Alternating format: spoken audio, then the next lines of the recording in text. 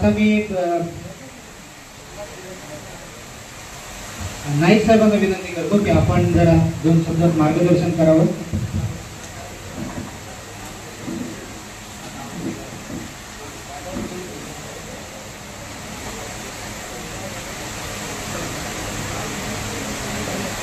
भाषण माझं चालू करतो. साहेबांना नावाला येऊन द्या. माझे सगळे मित्रच आहेत. आजच्या या बैठकीला उपस्थित असलेले आपल्या सर्वांचे लाडके जिल्ह्याचे नवनिर्वाचित खासदार डॉक्टर हेमंतजी सावरासाहेब, सोसायटीतील सगळे माझे मित्र आणि अतिशय चांगल्या प्रकारे मला वाटतं आम्हाला त्यांचा सल्लागार असायचे प्रश्न आम्ही राजकीय पक्षाचा गेला 30-35 वर्ष काम करतो सुद्धा चंद्रकांत गंभरेकडूनच आम्हाला अधिक माहिती घ्यावी लागेल. असं उत्कृष्टपणे चांगले प्रश्न मांडलेले जे वास्तविक आहेत ते, आणि जाधव साहेबांनी वर्ग 1 वर्ग 2 सोसायटीचा गणवेश या संदर्भात अतिशय चांगला आपल्याला सांगितलं आहे. उद्या माझ्या बहिणीची सगळ्याची वटसावित्रीची पूजा आहे आणि रात्रीचे 10:30 झाल्या. घरी जाऊन बाकी आवरून सकाळी पूजा करून कोणाला कामाला वगैरे जायचं असेल, माझ्या सगळ्या भगिनींना मी उद्या येणाऱ्या वटसावित्रीच्या हार्दिक शुभेच्छा देतो.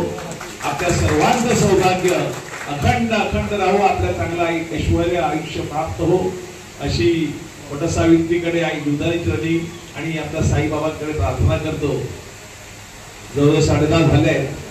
प्रश्न चंद्रकांत गंभरेंनी सांगितले, पण मी तुम्हाला विश्वास देतो.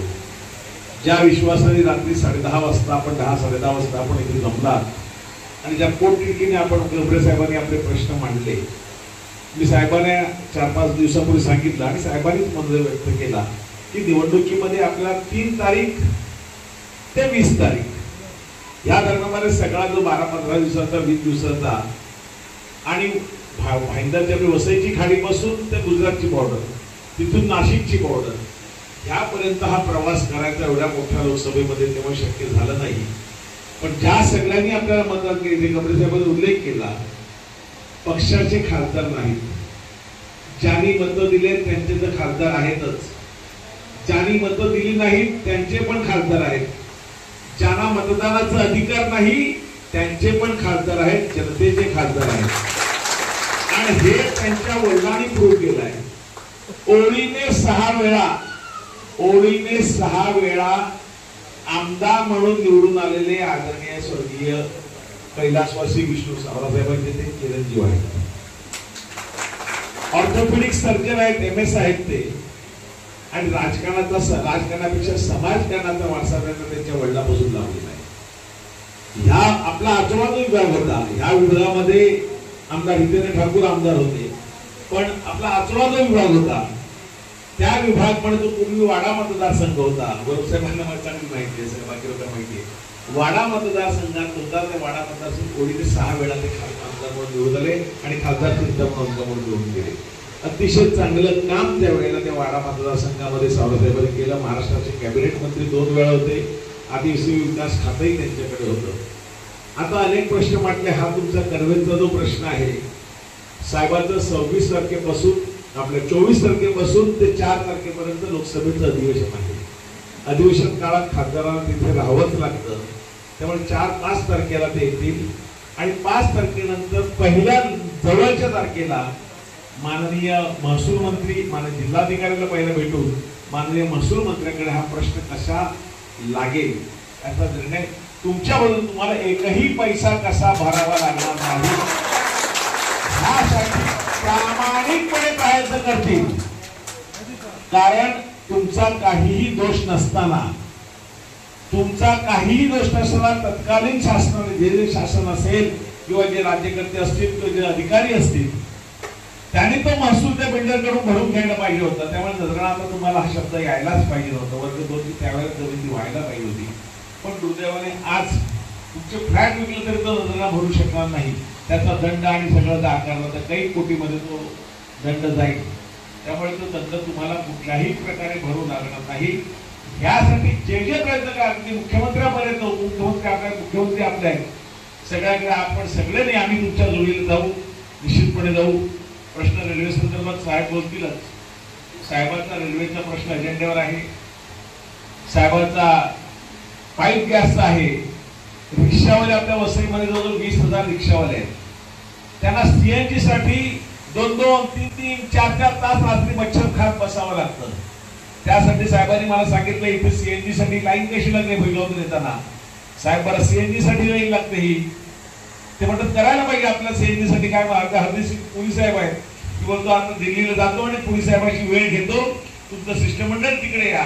आपण पोलीस साहेबांकडे आग्रहाने सांगतो की आम्हाला सीएनजी स्टेशन वाढवा, ज्यामुळे इथल्या लोकांना रिक्षावाल्यांना 4-4 तास लाईन लावी लागणार नाही. त्यांचं चांगल्या कमी पैशामध्ये त्याचं उत्पन्न वाढेल या प्रकारे प्रयत्न करणार. आणि घरगुती गॅस जो आहे त्यासाठी हाही विषय झाला. रेल्वे संदर्भामध्ये विषय असताना 2 रेल्वे स्टेशन साहेबांनी सुचवली आहेत, अलकापुरी आणि नालासोपाऱ्याच्या मध्ये. अलकापुरी नालासोपारा विरार वसईमध्ये आणि विरार आणि वसई नालासोपाऱ्यामध्ये. मुंबईला 2.5 ते 3 किलोमीटर अंतरावर 2 रेल्वे स्टेशन मधलं अंतर आहे, पण आपल्याकडे 6-6 किलोमीटर वरती अंतर आहे. आज प्लॅटफॉर्मवरती पाय ठेवायला जागा नसते, अशी परिस्थिती आहे.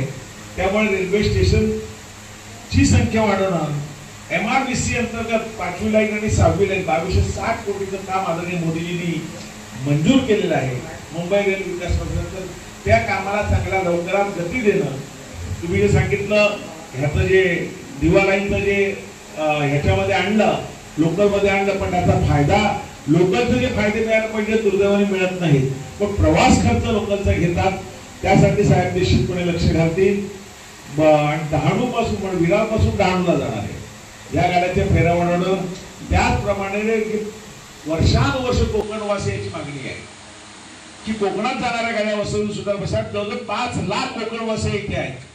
चाकरमानी कोकणात गणपतीला आणि दिवाळीला जातात आणि लहान लहान मुलं कडेवर घेऊन जातात, बससाठी डेपोमध्ये वाट बघतात, बॉम्बे सेंटरला जातात.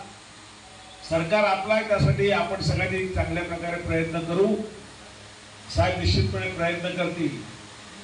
इथे नाल्याचा जो प्रश्न आहे तर साहेब आता साहेबांनी मला सांगितलं, पण तुमचं चालू असताना की उद्या मी आयुक्ताशी बोलतो आणि इथे अधिकारी पाठवतो, कुठे नाले चौक बसतील तर तातडीने साहेब त्यांना करावे लागतील.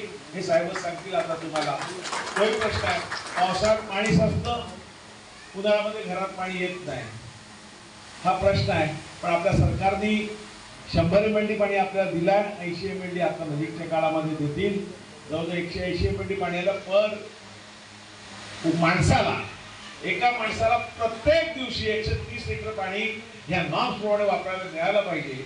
त्यासाठी निश्चित नजीकच्या काळामध्ये आपलं केंद्र सरकार असेल, हर घर जल, हर घर नळ असं मोदीजींनी 18 कोटी लोकांना पाणी दिलं. त्या वसईची 25 कोटी जनता काय, तिथे डॅम आपल्या जवळ आहे, त्यामुळे तेही काम मार्गेला. पावसाळ्यात तुंबणारं पाणी, उन्हाळ्यात पाणीचा जो शॉर्टेज असतो तो विषय असेल. बाकी सगळे विषय साहेबांच्या अजेंडा, साहेब त्यासाठी प्रायोरिटी देते विषय सगळे मांडणार आहेत. जसं तुम्ही साहेबांना ह्या वेळेला भरभरून मतं केली, तसे 25-30 वर्ष जर एखाद्या परिवाराला, एखाद्या पक्षाला, एखाद्या सत्ता जर दिली तर त्याच्यामध्ये थोडं नैराश्य येतं. कार्यक्रमामध्ये काम करण्यात त्याची उत्सुकता थोडी राहत नाही. तशा प्रकारे या वसई विरारमध्ये झालेल्या भाकरी फिरवण्याची वेळ आलेली आहे. लोकसभेमध्ये तुम्ही एक आमच्या आपल्या सगळ्यांच्या तरुण, तडफदार, सुशिक्षित, सुसंस्कृत, सगळ्यात बाबतीत कार्यतत्पर, कार्यसम्राट अशा उमेदवाराला आणि आता खासदार म्हणून निवडून आणलं. विधानसभेतही आम्ही केलेल्या कामाच्या जोरावर तुम्हाला सांगू, काम आमच्या आदरणीय खासदार साहेबांच्या नेतृत्वाखाली, सभासद नेतृत्वाखाली आम्ही काम असं करू की विधानसभेत आणि येणाऱ्या नगरपालिकेमध्येही आपण सगळे भारतीय जनता पार्टीच्या बरोबर राहाल अशा प्रकारे काम आम्ही तुम्हाला करू दाखवू. आणि काम केल्यानंतर तुम्हाला सांगतो आम्ही कामं केली आहेत. नजीकच्या काळात तुम्ही आम्हाला मतं द्या आणि ह्याही पेक्षा चांगली कामं आम्ही ह्याही पुढे करत राहू असा तुम्हाला आम्ही विश्वास देऊ. बाकीचं सगळं आपल्या साहेबांनी सगळ्यांना ऐकायचं आहे. माझ्या बहिणीने घरी लवकर जायचं आहे, त्यामुळे मी अधिक आपला वेळ घेत नाही.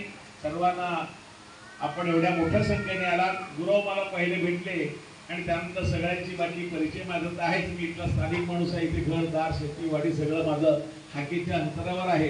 गेल्या 35 वर्षापासून सार्वजनिक जीवनामध्ये काम करतो. पक्षाचं काम 35 वर्षापासून काम करतो. 10 वर्ष नगरसेवक गटनेता होतो. 2014 साली तुम्ही मला 60,000 मतं दिली पहिल्यांदाच निवडणुकीत विधानसभेला. 19 विधानसभेचा बाहेर उमेदवाराला सगळं झालं. पण आता 24 साठी पक्ष कडे मी तिकिटाची मागणी निश्चितपणे करणार आहे की मी गेल्या 35-35 वर्ष काम करण्याची मागणी करणार आहे आणि मागणी करायच्या तुमच्यासारखी सगळ्यांची कामं जी आहेत त्या आमच्या खासदारांच्या नेतृत्वाने कामे करणार, निश्चितपणे करणार असा विश्वास व्यक्त करतो. तुमचे पुन्हा एकदा मनापासून आभार व्यक्त करतो आणि माझे 2 शब्द संपवतो. जय हिंद, जय महाराष्ट्र, भारत माता की जय.